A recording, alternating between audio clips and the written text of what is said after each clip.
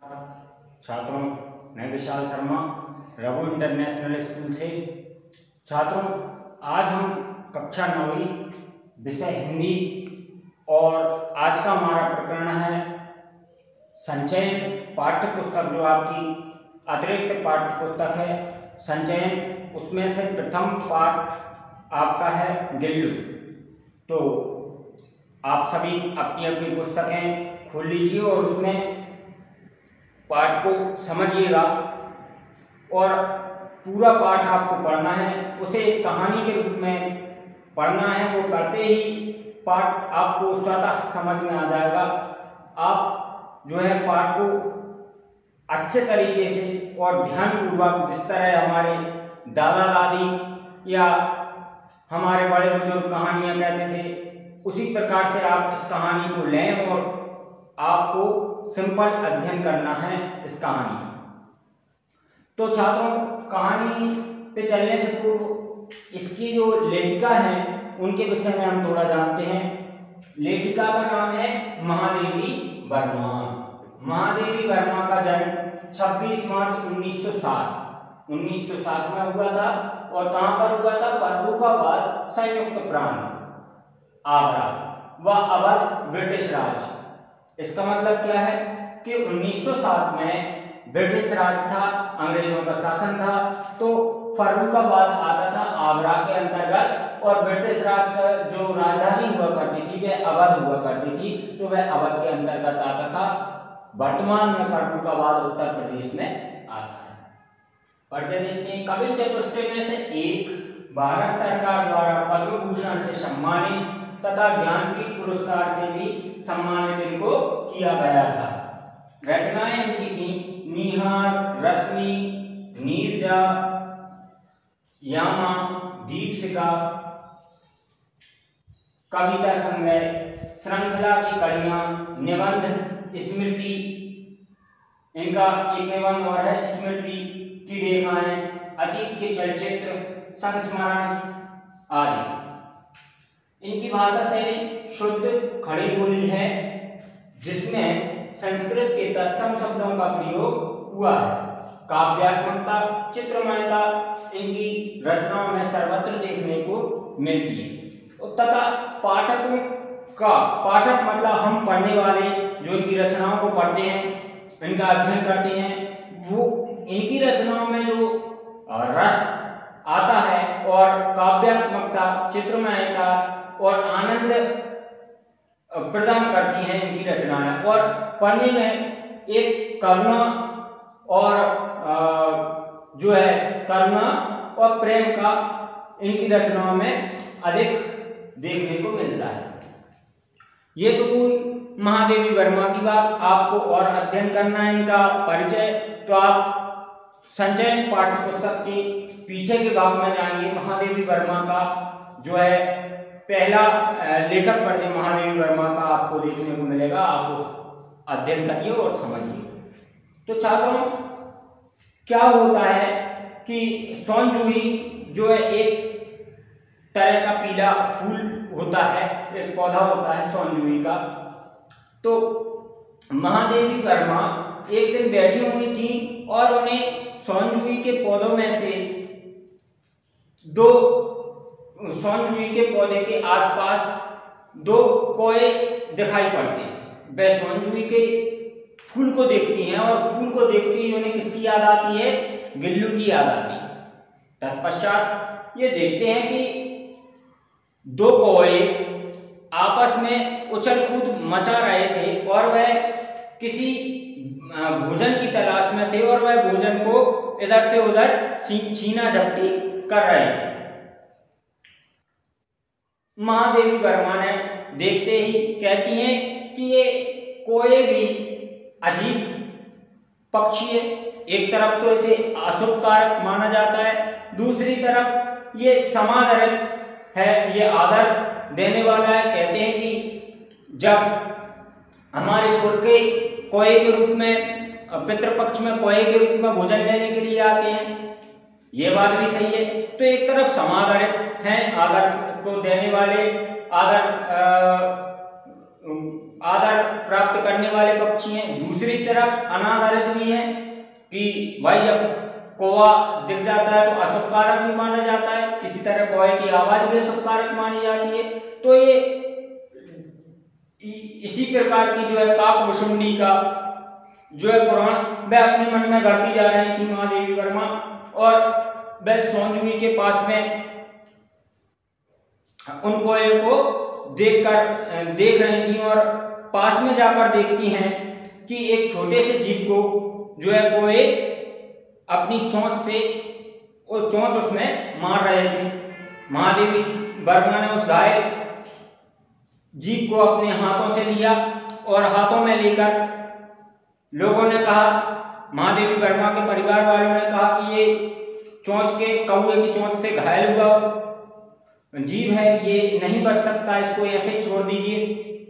परंतु महादेवी वर्मा उसे अंदर ले गई और कमरे में जाकर उसकी रुई से उसका खून साफ किया। इसके वह कैसी हालत में था, मरणासन स्थिति में था, वह मरने वाला था, लेकिन महादेवी वर्मा ने उसकी मलहम लगाई। 2-3 घंटे बाद एक बूंद दूध का उसके मुंह में गया, उसे होश आया और उसने अपने दोनों आगे के पंजों से महादेवी वर्मा की उंगली पकड़ी। महादेवी वर्मा को पशु पक्षियों से अत्यधिक लगाव था और उन्होंने गिल्लू को अपने पास रख लिया। गिल्लू की 2-3 महीने बाद गिल्लू के एक रुएं आना प्रारंभ हो गए थे और उन्होंने गिल्लू को जातिवाचक संज्ञा से व्यक्तिवाचक संज्ञा में परिवर्तन। गिल्लू किसका बच्चा था? गिलहरी का बच्चा था, तो उन्होंने गिलहरी जो है एक जातिवाचक संज्ञा, उसको व्यक्तिवाचक संज्ञा के रूप में उसे गिल्लू नाम दिया। और कुछ दिनों बाद वह पूर्णतः स्वस्थ हो गया और जो है वह महादेवी वर्मा के साथ खेलने कूदने लगा। महादेवी वर्मा ने उसके रहने के लिए एक जगह तार बांध करके और एक डलिया में उसकी रहने की व्यवस्था की, उसमें रुई बिछाई और गिल्लू आराम से वहां पर रहता था और उसे वही खाने पीने की वस्तुएं, काजू और बिस्किट के टुकड़े इत्यादि उसे दे दिए जाते थे, पीने के लिए पानी दे दिया जाता था। गिल्लू महादेवी वर्मा के साथ खेलता था और जब वह कुछ लिखने बैठती थी तो वह टेबल पर उछल कूद करता था। गिल्लू मानो कि दिन भर की काम करके महादेवी वर्मा जब लौटती थी तो गिल्लू उनके आने का इंतजार करता था और उनके आते ही इधर उधर उछल कूद करता था। एक दिन जब गिल्लू खिड़की के अंदर था तो खिड़की के बाहर जो है गिलहरियां उसका इंतजार कर रही थी। महादेवी वर्मा ने कहा कि इसका जो है प्रथम बसंत आ गया है, तो महादेवी वर्मा ने गिलहरियों के साथ में गिल्लू को खेलने के लिए थोड़ी सी जाली हटाई और उसके लिए बाहर जाने के लिए छोड़ दिया गया। वह दिन भर गिलहरियों के साथ खेलता कूदता है। इसके पश्चात वह रात को अंदर कमरे में आकर और सो जाता था।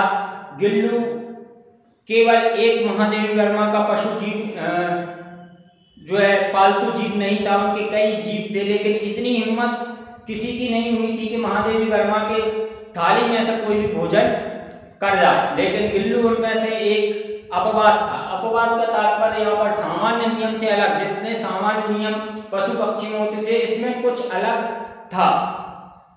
तो गिल्लू उनके चावल, उनके थाली में से चावल उसके आगे वाले हाथों से खा जाया करता था। एक दिन जब महादेवी वर्मा अस्पताल में थी तो उनके आने में देर हुई और आकर देखा तो गिल्लू जो है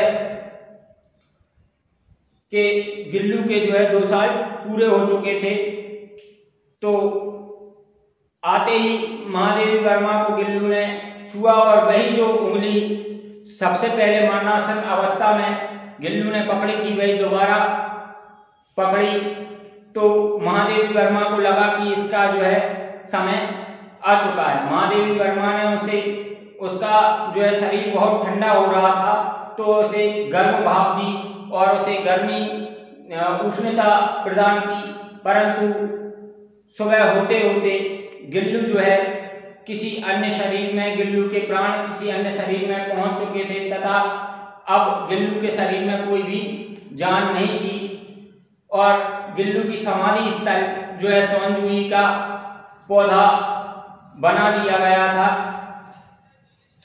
तो इस कहानी में हमें अन्य पशु पक्षियों से लगाव और उनका सुंदरता और उनका जो है प्रेम का वर्णन किया है। यदि किसी से हम इस तरह प्रेम करते हैं, किसी भी जीव जंतु से, तो वो भी हमसे ही उतने ही प्रेम करता है। हम किसी अन्य जीव को यदि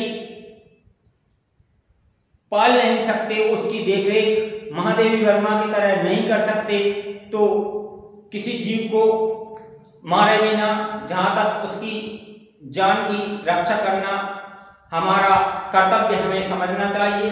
क्योंकि मानव जीवन को सर्वश्रेष्ठ बताया गया है। उसके सेंस है, सोचने की शक्ति है और कार्य करने की जो है सर्वोपरि मानव है।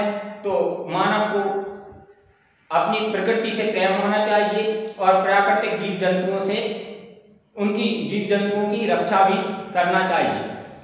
तो ठीक है छात्रों, आपको ये पाठ समझ में आया होगा। आप स्वयं घर पे पढ़ें और इसको समझें। इसमें जो कठिन शब्द आए हैं उसकी थोड़ी सी यहाँ पर विवेचन करते हैं। जैसे सोनजुई एक शब्द आता है तो उसमें उसका मतलब होता है सोनजुई का एक प्रकार का पीला फूल। हरितिमा इसका मतलब हरियाली, लघु प्राण छोटा जीव और समादरित मतलब विशेष आदर, अनादरित बिना आदर के। ये दोनों कोई के लिए कहा गया है, वे समादरित भी है और अनादरित भी है। अवतीर्ण मतलब प्रकट होना, निश्चेष्ट बिना किसी हरकत के। अपवाद का तात्पर्य सामान्य नियम से अलग। मरणासन्न जिसकी मृत्यु निकट आ गई हो। तो छात्रों, आपने हिंदी का यह पाठ गिल्लू नामक पाठ आज पूर्ण कर लिया है। आशा है कि आपको पाठ समझ में आया होगा।